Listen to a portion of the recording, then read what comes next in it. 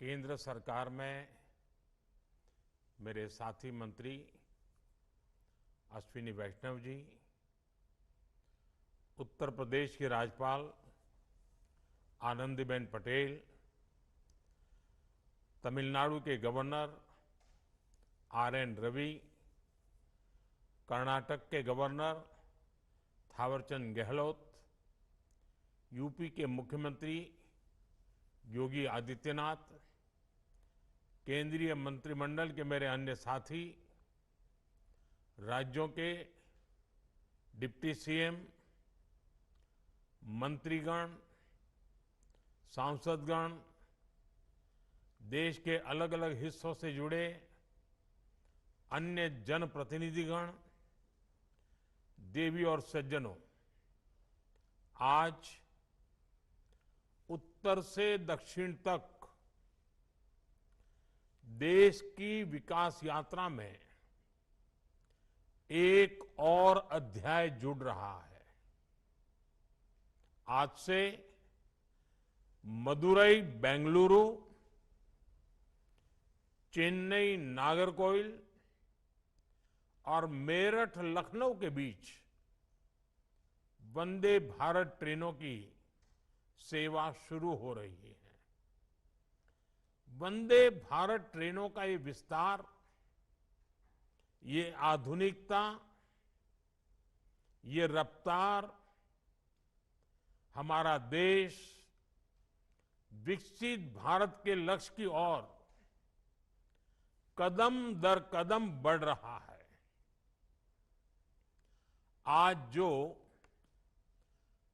3 वंदे भारत ट्रेनें शुरू हुई हैं, इनसे देश के महत्वपूर्ण शहर और ऐतिहासिक जगहों को कनेक्टिविटी मिली है। टेम्पल सिटी मदुरई अब आईटी सिटी बेंगलुरु से वंदे भारत के द्वारा सीधे जुड़ गया है। त्योहारों या वीकेंड पर मदुरई और बेंगलुरु के बीच आवाजाही के लिए वंदे भारत ट्रेन द्वारा काफी सुविधा होगी। साथ ही ये वंदे भारत ट्रेन तीर्थ यात्रियों के लिए भी बहुत कारगर साबित होगी। चेन्नई से नागरकोइल रूट की वंदे भारत से भी छात्रों को, किसानों को और आईटी प्रोफेशनल्स को बहुत लाभ होगा।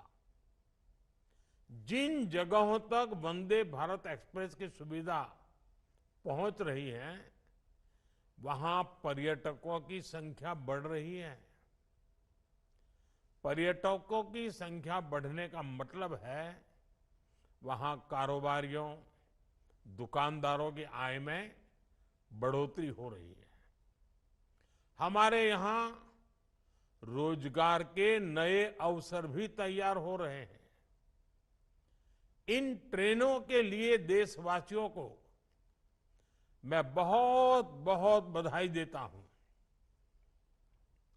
साथियों, विकसित भारत के लक्ष्य को पूरा करने के लिए दक्षिण के राज्यों का तेज विकास बहुत जरूरी है। दक्षिण भारत में अपार प्रतिभा है, अपार संसाधन और अपार अवसर की भूमि है। इसलिए तमिलनाडु और कर्नाटक समेत पूरे दक्षिण का विकास हमारी सरकार की प्राथमिकता है। बीते 10 वर्षों में इन राज्यों में रेलवे की विकास यात्रा इसका उदाहरण है। इस साल के बजट में हमने तमिलनाडु को 6,000 करोड़ रुपए से ज्यादा का रेलवे बजट दिया है।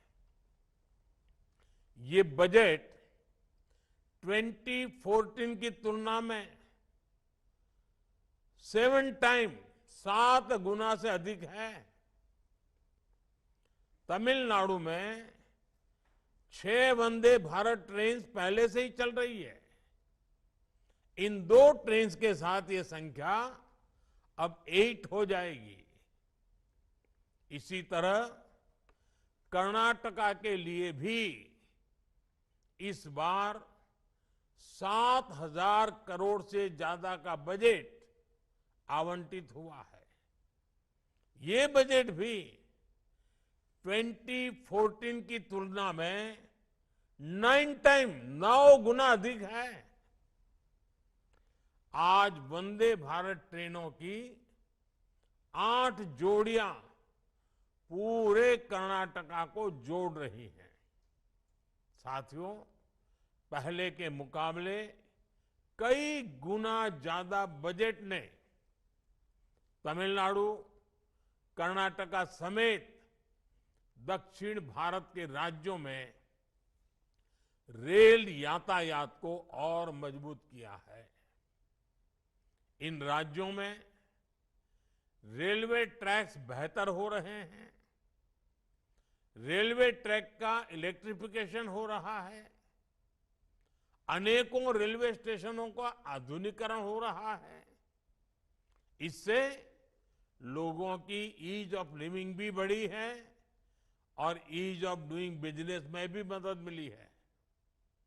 साथियों, आज मेरठ लखनऊ रूट पर वंदे भारत ट्रेन के जरिए यूपी और खासकर पश्चिमी यूपी के वहां के लोगों की भी खुशखबरी मिली है।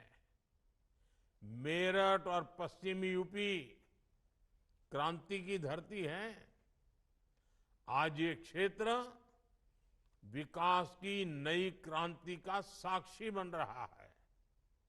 मेरठ एक और आरआरटीएस के जरिए राजधानी दिल्ली से जुड़ रहा है।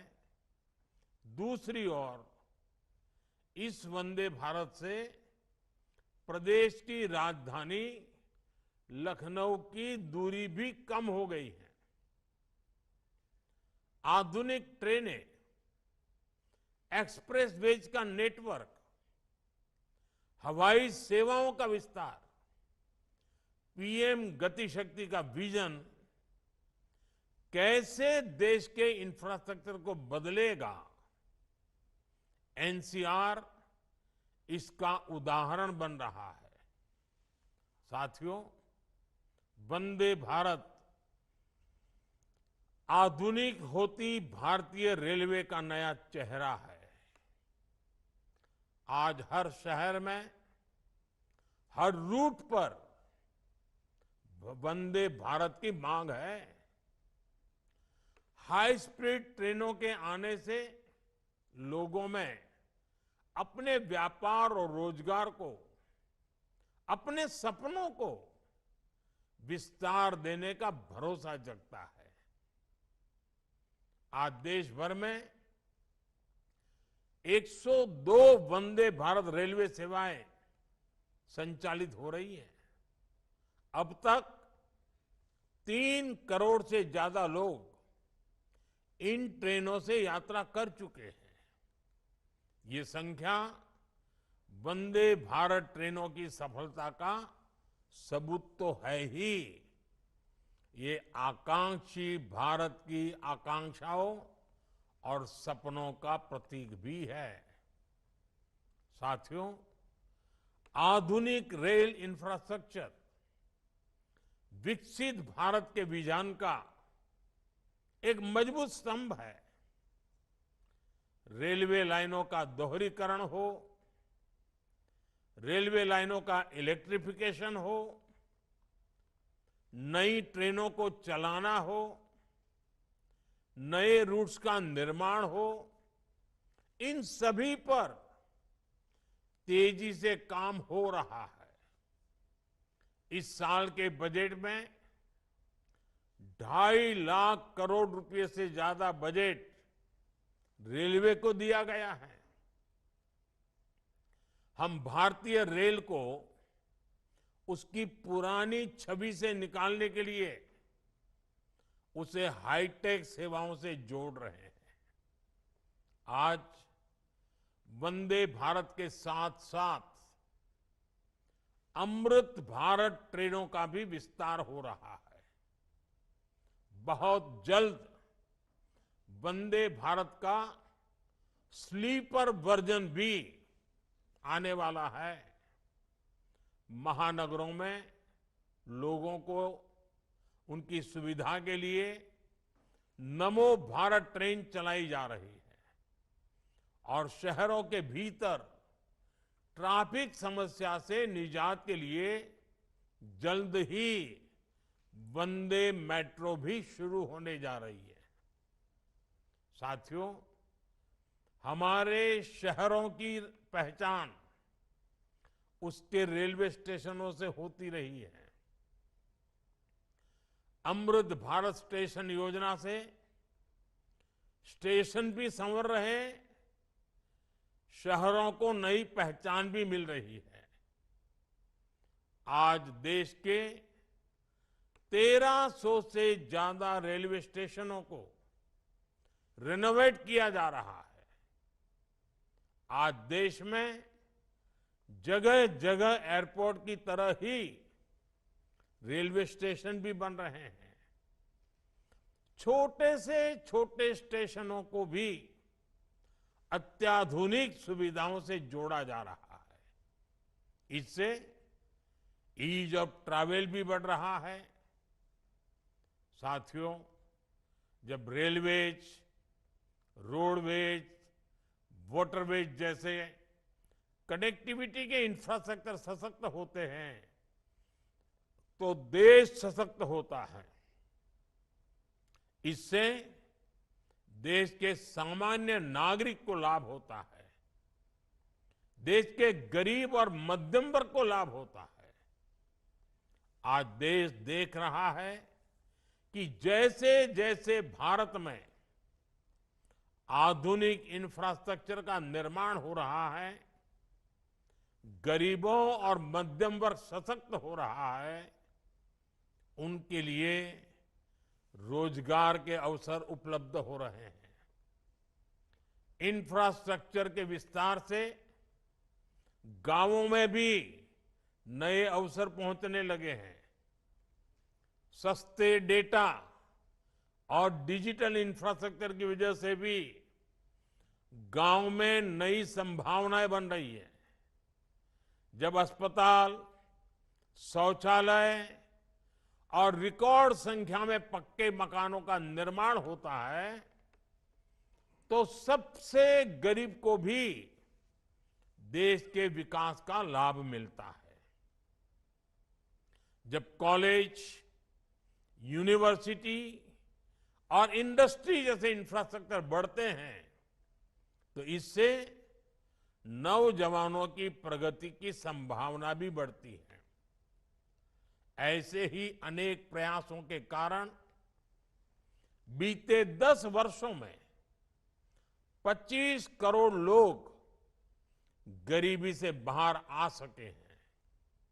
साथियों, बीते वर्षों में रेलवे ने अपनी मेहनत से दशकों पुरानी समस्याओं के समाधान की उम्मीद जगाई है, लेकिन अभी हमें इस दिशा में बहुत लंबा सफर तय करना है। हम तब तक नहीं रुकेंगे जब तक भारतीय रेल गरीब, मध्यम वर्ग सभी के लिए सुखद यात्रा की गारंटी नहीं बन जाती। मुझे विश्वास है देश में हो रहे इंफ्रास्ट्रक्चर का ये विकास गरीबी को समाप्त करने में बड़ी भूमिका निभाएगा। मैं एक बार फिर तमिलनाडु, कर्नाटका और उत्तर प्रदेश के लोगों को 3 नई वंदे भारत के लिए बधाई देता हूं। आप सबको बहुत बहुत शुभकामनाएं, बहुत बहुत धन्यवाद।